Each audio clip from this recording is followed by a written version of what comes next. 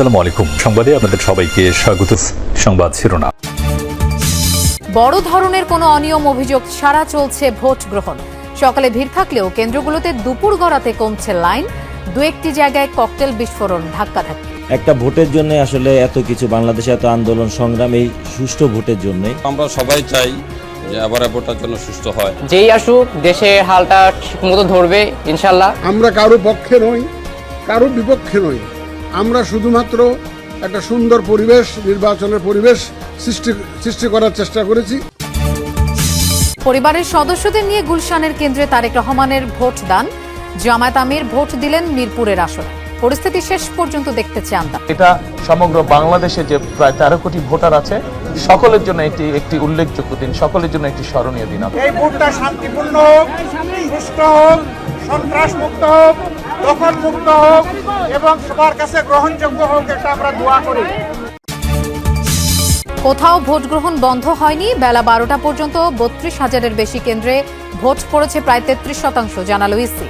ভোটারদের প্রতি কৃতজ্ঞতা। 42,651টা কেন্দ্রে একযোগে সকাল 7:30 থেকে গণভোট এবং জাতীয় সংসদ নির্বাচনের আপনার ব্যালট কাস্টিং শুরু হয়েছে। দেশজুড়ে নিজ নিজ আসনে ভোট দিলেন বিভিন্ন দলের হেভিওয়েট প্রার্থীরা। নির্বিঘ্নে শেষ হবে গণতন্ত্রে উত্তরণের পথ চলা, প্রত্যাশা সবার। আশা করছি যে এই নির্বাচন সুষ্ঠু, অবাধ এবং নিরপেক্ষ হবে। কেন্দ্রগুলোর যতটুকু খবর এখন পাচ্ছি, বিজয়ের ব্যাপার আমরা আশাবাদী। এই নির্বাচনে কাউকে ভোট প্রভাবিত করে জয়ী হতে দিব না। নির্বাচনের মাধ্যমে সুযোগ সৃষ্টি হচ্ছে নতুন বাংলাদেশ গড়ার, ভোট দিয়ে বললেন প্রধান উপদেষ্টা। 1.5 বছর ধরে জাতি এই দিনের অপেক্ষায়, মন্তব্য সেনাপ্রধানের। দুপুর 12টা পর্যন্ত সারা দেশের 32,789 কেন্দ্রে ভোট প্রদানের হার 33%-এর মতো। কোনো কেন্দ্রেই ভোট স্থগিত হয়নি, এমনটা জানিয়েছেন নির্বাচন কমিশনের সিনিয়র সচিব আক্তার আহমেদ। দুপুরে ভোটের সার্বিক পরিস্থিতি নিয়ে ব্রিফিং করে নির্বাচন কমিশন। সেখানে তিনি আরও জানান, 299 আসনের 42,651 কেন্দ্রে একযোগে ভোট গ্রহণ চলছে। বলেন, কিছু বিচ্ছিন্ন ঘটনার খবর মিললেও আশঙ্কাজনক পরিস্থিতি নেই। এ সময়ে মেহেরপুরের সংঘর্ষ নিয়ে প্রশ্ন করা হলে সচিব বলেন, ভোট দিয়ে ফেরার পথে মারামারি হয়েছে। ঘটনায় 2 জন আহত। কেন্দ্রের বাইরে আইন শৃঙ্খলা পরিস্থিতির অবনতি ঘটলেও পুলিশের তাৎক্ষণিক হস্তক্ষেপে নিয়ন্ত্রণে এসেছে পরিস্থিতি। স্বতঃস্ফূর্তভাবে ভোট দেয়ায় জনগণের প্রতি কৃতজ্ঞতা জানান ইসি সচিব। 42,651টা কেন্দ্রে একযোগে সকাল 7:30 থেকে গণভোট এবং জাতীয় সংসদ নির্বাচনের আপনার ব্যালট কাস্টিং শুরু হয়েছে। সম্মানিত ভোটাররা আসছেন এবং তারা ভোট দিচ্ছেন। বিচ্ছিন্ন কিছু ঘটনা ঘটেছে এবং এটা দুর্ভাগ্যজনক, এরকম হওয়া উচিত না। এটা ভোট কেন্দ্রের বাইরে, ভোট কেন্দ্রের বাইরের বিষয়টা আইন শৃঙ্খলা বাহিনী তাৎক্ষণিকভাবে ব্যবস্থা নিচ্ছেন। আমাদের সাথে অতিথি হিসেবে আছেন ভূ রাজনীতি ও নিরাপত্তা বিশ্লেষক অবসরপ্রাপ্ত মেজর জেনারেল ডক্টর মনিরুল ইসলাম আখন্দ। আমরা তার সাথে কথা বলবো।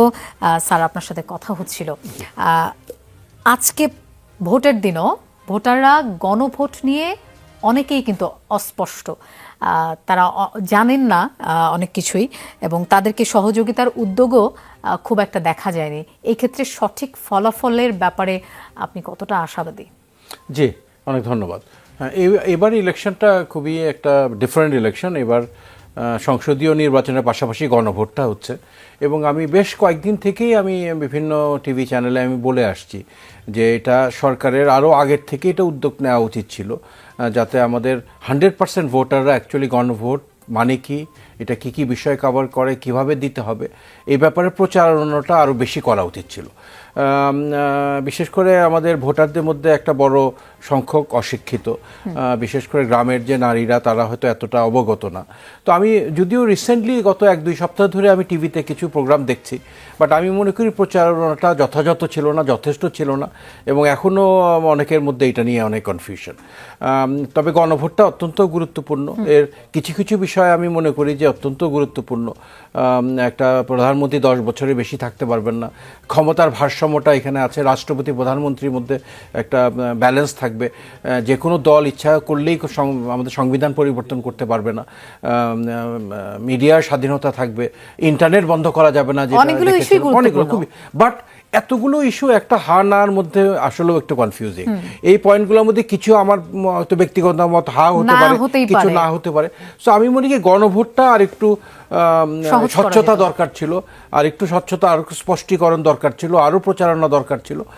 বাট দেখা যাক কতটুকু জনগণ বুঝেছে। আমরা আসলে রেজাল্টটা আমরা পেলেই আমরা বুঝতে পারবো যে গণভোটটা কতটুকু। But it is equally important. এবং আমি দেখলাম সবাই দুইটা ব্যালটই একসাথে ওখানে ভরছে। বাট আমি যেটা শঙ্কা করি যে ভোট তো এখন পর্যন্ত ফাইন, এটা ভালোভাবে চলছে, খুব একটা সমস্যা হয় নাই। ভোট গণনা কিন্তু আনাদার সিরিয়াস টাইম। এই সময়টাতে আমাদের নিরাপত্তা বাহিনীকে অত্যন্ত সতর্ক থাকতে হবে। ওখানে আস্তে আস্তে রেজাল্ট পাবলিশ হতে থাকবে। আমরা এবার কিন্তু আমি রাজনৈতিক নেতাদের মন্তব্য শুনে আমি খুবই আশাবাদী।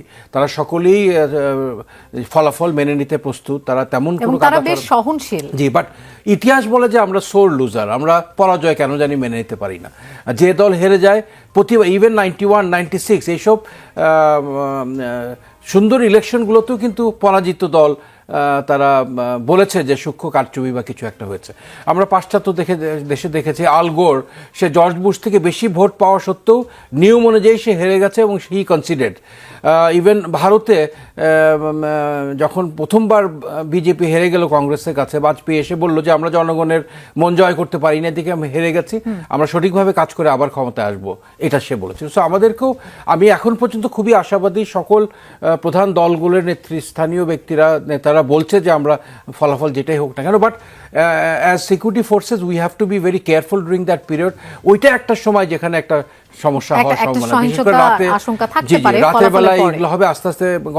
বাট এই জন্যই আমি নির্বাচন কমিশনকে এবং যারা নির্বাচন অর্গানাইজের দায়িত্বে আছে, আমি অনুরোধ করবো যে যত দ্রুত এই গণনা শেষ করে ফলাফল প্রকাশ করার জন্য। মাঝখানে একটা কথা উঠেছিল যে গুনতে একটু সময় লাগবে, প্রকাশ করতে একটু সময় লাগবে। যত বেশি সময় লাগবে জনগণের মনে তত সন্দেহ সৃষ্টি হবে। তো এটা যত দ্রুত, যত এফিশিয়েন্টলি, যত ট্রান্সপারেন্টলি সকল এজেন্টদের উপস্থিতিতে এই গণনা দ্রুত শেষ করে এই ফলাফল প্রকাশ করাটা বাঞ্ছনীয়। স্যার, নির্বাচন কমিশন থেকে কিন্তু এটা জানানো হয়েছিল, যতটুকু প্রয়োজন ততটুকুই সময় নেবেন তারা, এতটুকু দেরি করবেন না। আরেকটা জিনিস হচ্ছে, বিপুল পরিমাণ অবজারভার ডিপ্লয়েড হয়েছে, বিদেশিরা এসেছে, প্রায় 81টা প্রতিষ্ঠানে প্রায় 8000 অবজারভার মাঠে আছে। এছাড়াও 55,000 অবজারভার ইলেকশন কমিশন অ্যাপ্রুভ করেছে। সুতরাং এবার কিন্তু কোনো অপরাধ লুকিয়ে রাখা সম্ভব না, এবং এই সোশ্যাল মিডিয়ার কারণে সকল কিছুই প্রকাশ পাবে, এবং এই বিদেশি অবজারভারদের মতামতটা অত্যন্ত গুরুত্বপূর্ণ এবং তারা কিন্তু বেশ সন্তোষজনক মন্তব্য করেছে, এবং এখন পর্যন্ত আমি তাদের মধ্যে নেগেটিভ কিছু শুনিনি। সুতরাং এবার আমি জনগণকে আশ্বস্ত করতে চাই, সুন্দর ইলেকশন হবে এবং কোনো জায়গায় কোনো অপরাধ হলে এটা গোপন থাকবে না, এটা প্রকাশিত হবে। এটা অপরাধীরাও জানে। সিসি ক্যামেরা, প্রায় সকল ঝুঁকিপূর্ণ কেন্দ্রে সিসি ক্যামেরা লাগানো হয়েছে, বডি ক্যাম, সব রকম ব্যবস্থা নেওয়া হয়েছে। সকল রকমের নিরাপত্তা। স্যার, আপনাকে অনেক অনেক ধন্যবাদ বাংলাদেশ ইলেকশনের সময় দেওয়ার জন্য।